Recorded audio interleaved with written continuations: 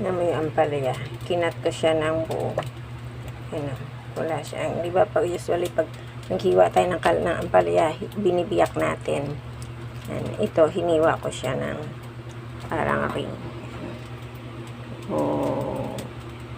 Diba? Yung corn beef ko, may cheese yan. Ayan. Buo-buo yung mga cheese niya.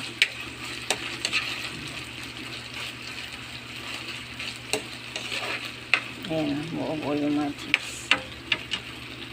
Lalagay natin ang ating ampalaya.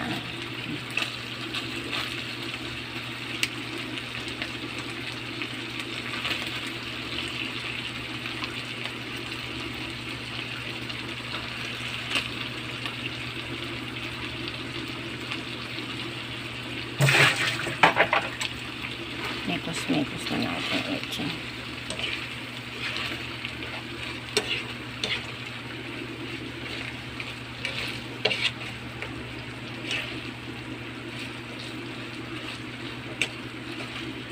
Mekos-mekos lang.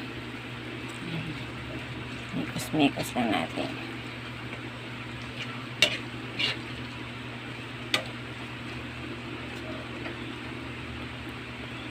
Ipan muna natin.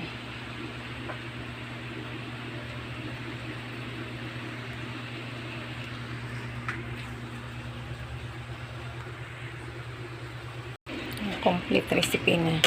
Ilagay ko na yung itlog, corn beef, and then palaya. It's okay.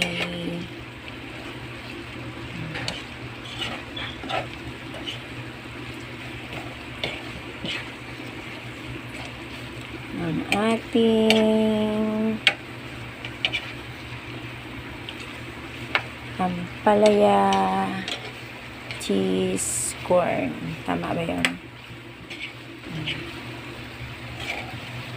Okay. That's enough. Diba?